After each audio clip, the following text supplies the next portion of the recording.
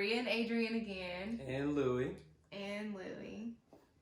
We just wanted to recap our last video first, of course. So last time we talked about how we decided what to pay off first. This time we want to get more into practical tips that we want to give you all on how to save to pay off your debt. So we have some notes this time just so that we can make sure that we tell you everything that we did to help save to pay off more debt. And let's go ahead and get started. So one thing that we do weekly is buy groceries. And so that area, honestly, like, we have saved so much money by being intentional about what we buy. So towards the end of paying off debt, I made sure that I started to find different grocery stores that were cheaper. So for example, there's a grocery store called Lidl. So knowing which grocery stores to go to for different items. So Lidl, I made sure that I went there to buy our meat. So I would buy all the meat for the month for $100. And then I would go package it up, split it up, and then make sure that it was portioned out for different meal sizes that we would make and we would have. To help with grocery shopping as well, I looked in our pantry to see, what we already had, what we could already use to make meals out of, which was very beneficial because then it's saving money and it's not wasting food as well.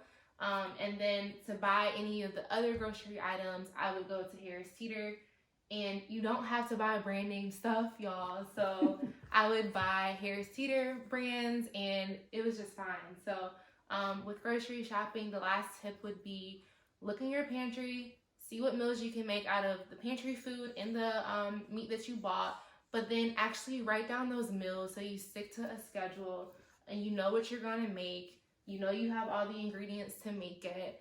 Make the grocery list based off of the meals that you're going to make, and then don't eat out. And I was going to say on that note, I also meal prep. I know she meal preps. And like she said, we also just write down literally our dinner for the week. So we know ahead of time what we're going to go into. We're not just like guessing or like we get down to the point where it's like, oh, what do we want to eat? I don't know. Let's go out to eat. No, we already have a plan in place. So we know exactly what we're going to eat every day of the week. Yeah, because like eating out, we noticed that we spend at least $50 for each time that we eat out because you have to include the tip and all that. So like if we were to eat out every day, even over the weekend, like Friday through Sunday for like one meal, that's $150, one meal each day. So like at least. So, think about where you can practically save money. It's not necessarily making or getting another job, but think about where you can save money with what you already have. So that's the first tip. The second one is to think ahead and live within your means. So I did go back to school to get another degree because we knew that it would increase our household income. However, I was very intentional about where I went to school. My degree was $20,000, so like if I were to come out and get additional student loans, it would have only been $20,000. However, I made sure that whenever we decided to go into this debt-free journey, that I was thinking about, how else I could save and not have to come out via student loans if we couldn't come out of our pocket. So I found a work study on campus that paid for my tuition each semester, and that helped us save $15,000 right there. So another practical step, thinking ahead. Another thing we shared was me getting a car, which was something that was unexpected.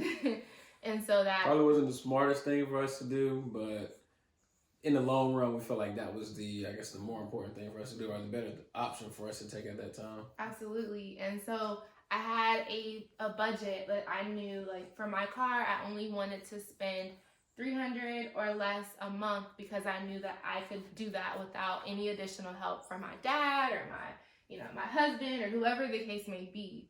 And so we made sure that I think my car payment was like $296 or something like that. So I stayed under my budget and it helped. So like have a plan, know how much you want. Put your foot down, especially in times like that.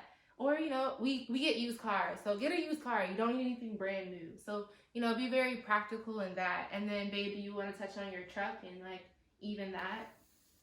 Yeah, and I was actually just having a conversation with my manager about this earlier. So when we were looking for my truck, so we kind of went through the same process with her. Obviously, I was looking for a used truck. I was looking for something with 150,000 miles or less on it. Because really, I just needed my truck just so I could hunt in and just like do stuff that, I can't do with the car. And I ended up finding my truck on Facebook Market. Mm-hmm. Facebook Market, you can find discounts on everything. Great prices for literally anything you might be looking for at the moment. And really, I just bargained with the guy, and it was a done deal after I went and saw it that day. Yeah, but we had a set price for that too, like not over $12,000, which is what we covered on another video. But having goals is really important throughout this process, and knowing what you can pay and not going over that. That's one thing that we do really well, is living within our means.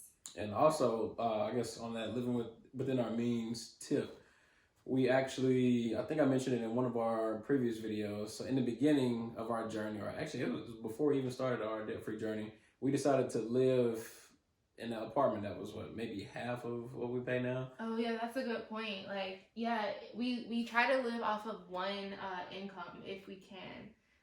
It really wasn't a choice at first, because at separate times in our lives or our marriage, it's only been one of us working at one point. So staying with that and just living off of one income has helped us out a lot. I think our first place was like $900.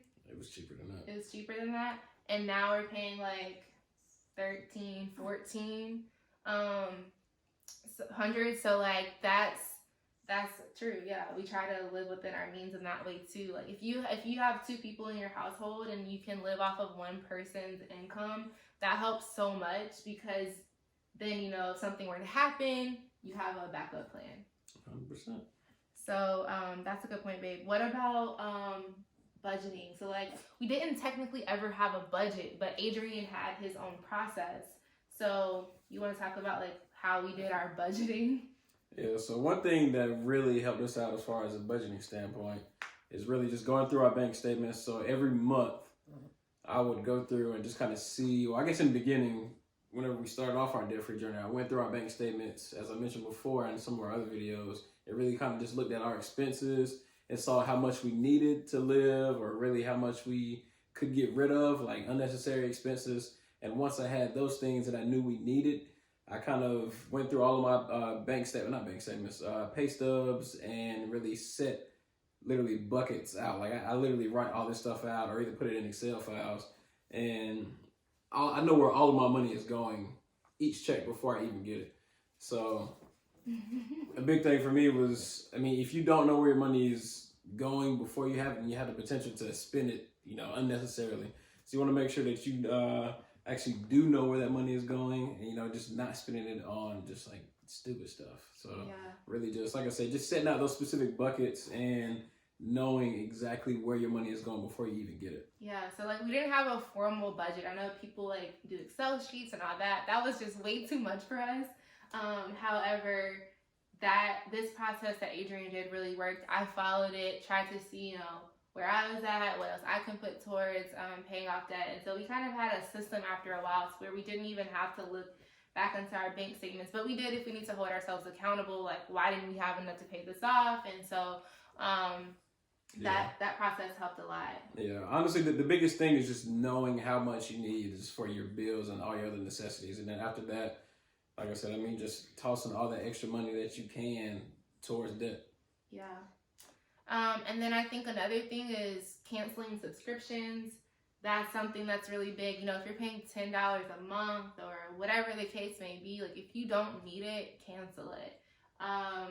What's another that I think I can add? We didn't write anything else down, but hair and nails, ladies, that is big.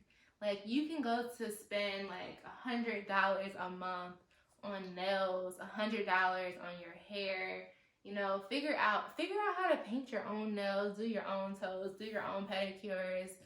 That's something that I had to figure out and do on my own, and that saved me a lot. Like not going and getting acrylics done anymore, and figuring out how to paint my toes properly, and going natural to make sure that it's not as expensive. I can maintain it. So those are really two big things I think that women could do to cut back. Anything else you want to add, babe?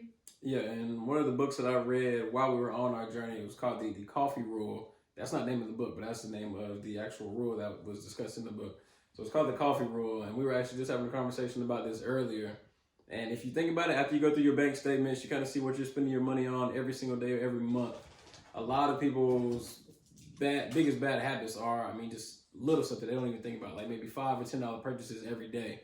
And for Bria, she started to drink coffee every single day, and that adds up, especially if you're going to Starbucks. I don't even know what it's called. What is it? The Grande or Venti? I don't drink coffee. You got it. But if you go to Starbucks every single day, $5 a day, what we do, like $5 for 30 days is like $150 that you could have saved a month. And then you times that by 12, that's like $1,800 that you could have saved and put towards something else. Yeah. So the coffee rule: eliminate any small debts or any small unnecessary habits that you can potentially use to help pay off other debt, or just save in general. Yeah, so I think like for the majority, those are all of our tips and tricks.